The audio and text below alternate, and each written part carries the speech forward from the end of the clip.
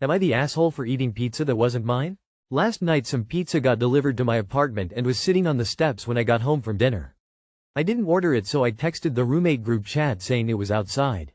One of my other roommates, who I don't get along with, grabbed it since she was home too and put it on the counter. She didn't order it either. After our other two roommates got home from my room, I overheard her asking if it was theirs, and no one in the apartment had ordered it. They were excited about the free food. We are in college, and ate some, putting the rest in the fridge. Nothing about the pizza being no one's was voiced directly to me, but I could hear the conversation. I ate a couple slices the next day, and my roommate was mad at me for eating her pizza even though she only knew about it because I texted and nobody here paid for it. I feel like I have just as much right to eat the mystery pizza as anybody else, but maybe that's not the case. Not the asshole. Tell her to send you the receipt and you'll pay her back for the slices you ate.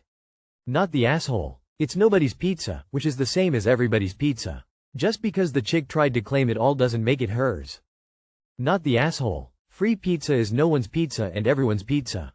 Of course you have as much right to everyone's, no one's pizza as your roommates. She sounds fun to live with. Not the asshole. Info. It's everyone's free pizza. You could eat 1/4 of it. Did you eat more than your share? Setting aside this bizarre spat, not the asshole by the way, but why'd you leave it outside if you thought one of your roommates had ordered it? Am I the asshole for refusing to do my husband's laundry anymore after he had a go at me after surgery? I had gallbladder removal surgery yesterday, and thankfully all went well.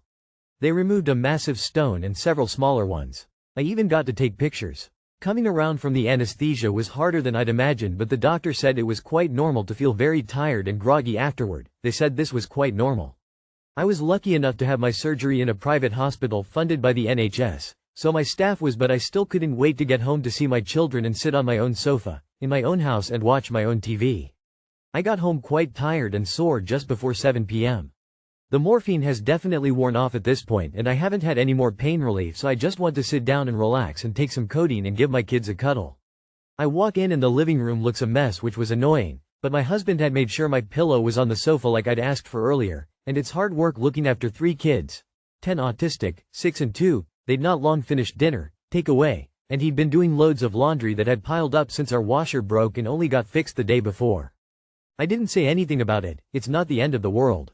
I had barely sat down 5 minutes when my husband turns to me and says, "Oh, I don't mean to have a go at you since you just got home from surgery, but can you please stop putting my football shirts in the dryer since it ruins them? I've told you before they can't go in there."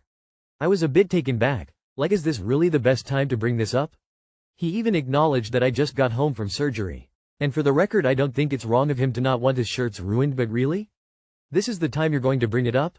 No. Do you need anything? Do you need any medication?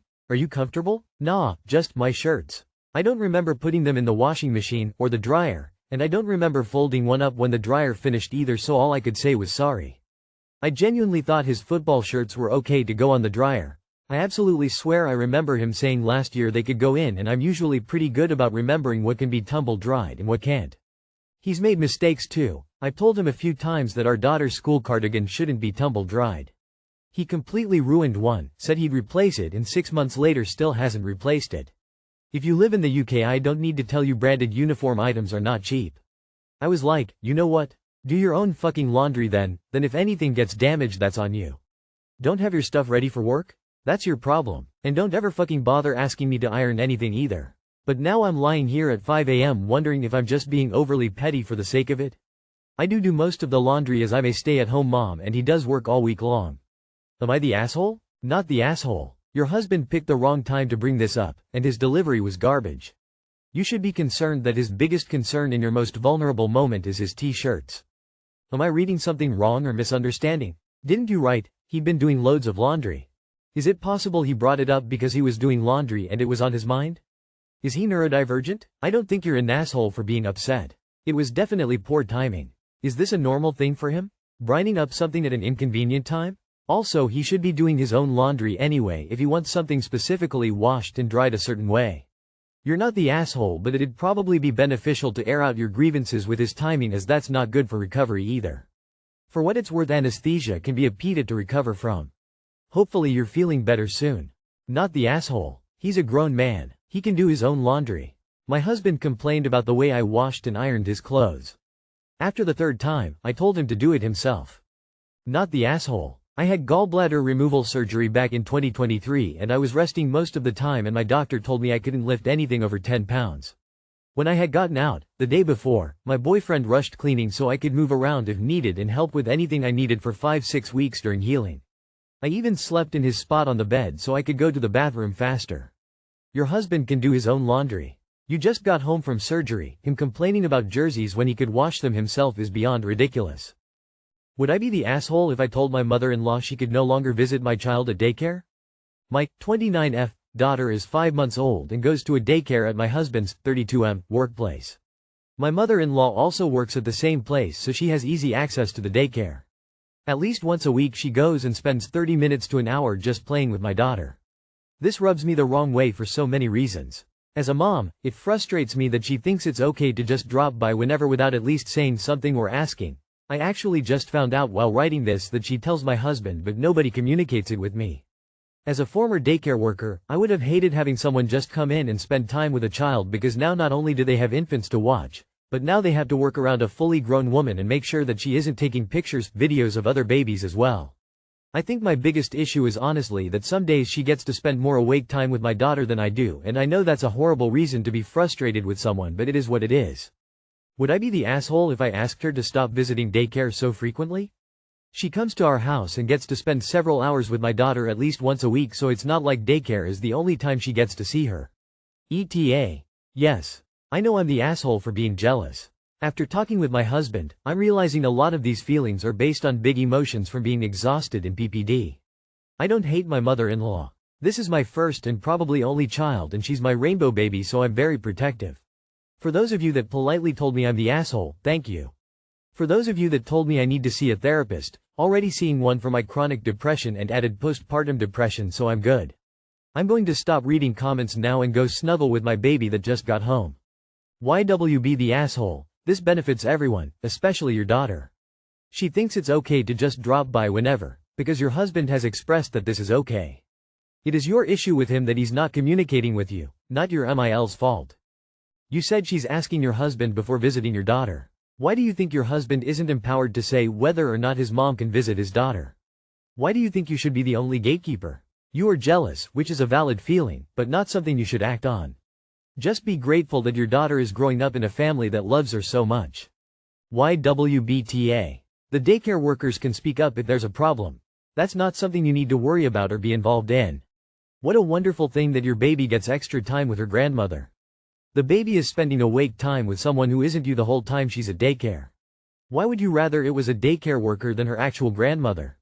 If you don't have specific complaints about how she interacts with your daughter, don't tell her not to visit. It's a positive thing for your baby that she gets extra time with a loved one. Questions. Is your baby disturbed or unenriched by her visits? Are the on-site caregivers uncomfortable with this non-parental access? Do you have any reason to think your baby is in danger? Is there reason to worry that your mother-in-law might actively work against her parenting? If the answer to all of those is no, then you would be the asshole if you take love and attention away from your child due to jealousy. I'm really confused as to why you wouldn't want this love and happiness for your daughter. Like, the more loving and devoted adults a child can have in their life, the better. A trusted grandparent is with your daughter a half hour a day that you can't be. That's a blessed situation to be in. One-on-one interaction is the best for infants, and you are selfishly rubbing your kid from that out of pure jealousy. Am I the asshole for leaving before my friend arrived? I, 26F, am very punctual and value being on time. I don't understand why we agree on a time, if one always fails to come at that specified time. I have a friend, who I will call Laura, 25F, and she unfortunately has a problem with punctuality. She has a tendency to be at least 20 minutes late, but there have been times where she has even been 40-50 minutes late. This is not due to traffic, but because she starts getting ready late and goes out of the house 5 minutes before our agreed time, if not later. I have told her multiple times that I do not appreciate it. For example, I have sat alone in a restaurant for half an hour to make sure we did not lose the reservation. And this is just one of the situations which leave me frustrated. Other than that, she is a good friend and we have lots of fun hangouts together. Well, yesterday evening it was very cold and windy outside, 1 degree Celsius, and we had planned to meet in the city center and go for food and drinks afterwards. I had texted her to remind her to leave her house on time. It takes me around 40 minutes to get there, so I cannot spontaneously just exit the house and be there. I had to plan my time. When I arrived, I was right on time, as opposed 10 minutes earlier, because I know it's useless with her anyway, and I started waiting. After around 30 minutes I lost my patience, texted her to forget it and just left. I was cold and in a bad mood, especially because she told me that she would be there, right away. She apparently was there 15 minutes later and called me upset, that I don't understand how she is and I am being a bad friend. That I should not make plans if I am not okay with waiting, which I did not agree with. Still, I have never left like this before and I feel guilty for leaving her like this. Was I the asshole? Little update I have left in the comments. She called me a few hours ago, and we talked for a bit. She apologized for insulting me, ignoring my messages and for being late this time. She sounded like she really regretted it, but I was a bit bitter about the fact that I had to take it this far for her to wake up. I did not talk about meeting up again, as I just want to let it sink in a bit more and not just 2 days. And I think afterwards I will use one of the suggestions that said to meet in a cafe and give her a range, such as, I will be here from 15 to 15:30, and see how that works out. I truly don't want to lose her and I was sorry to hear her like this, but she hurt me first and she needs to understand that too. Not the asshole. As a fairly disorganized person with a child with ADHD, I understand time blindness. I also know that you can equally implement strategies so that you meet your commitments and don't let people down. This is now ultimately about your friend not respecting you or your time enough to make adjustments to her own behaviors, so I'm saying not the asshole, for showing her there are consequences when you repeatedly let people down. I'd be interested to hear whether she can get to work or important appointments on time, because that shows that she would be selectively disrespectful if that's the case, and definitely the AH. Not the asshole. She's a serial turd, and time burglar. The world doesn't revolve around her and she should respect your time. Basically takes no effort for her to tell you a later time if that's what she needs. Not the asshole. You waited 30 minutes, which was generous. She does not value your time. I'm wondering, though, since you know this, why you don't factor in her lateness to your schedule. So that if you two are supposed to meet at 7, you don't arrive until 7:30. Then you'll wait for a much more reasonable 15 minutes. And I wouldn't tell her that you're doing that, as she would probably feel like the new meeting time was 7:30 and then she wouldn't arrive until 8:15. Your message is clear. Be on time and don't expect me to wait for you. Every time you wait for her it gives her permission to do it again. And again. Next time, assuming there is a next time, tell her that you will wait no more than 10 minutes. Maybe this time she will believe you? And exclamation at 15 minutes late, send her a text and tell her, see you next time, and leave. At the very least, she can send you a message when she knows she's running late. I have a coworker who is chronically late and I recently found out was an hour late to her wedding. Some people just cannot be bothered to be on time and it's not up to us to accommodate. Not the asshole. She's being disrespectful of you and doesn't seem to care about leaving you to wait outdoors for 45 minutes in near freezing weather. If she's an otherwise good friend, can you plan to meet her to discuss her lateness? Maybe that will make it easier to discuss this with her, when you're not already annoyed at being left waiting. Tell her you'll be at a certain coffee shop from 3 to 3:30 if she'd like to join you. Enjoy your coffee, and if she's not there by 3:30, leave. I hope you leaving after 45 minutes in the cold will have taught her a lesson, though.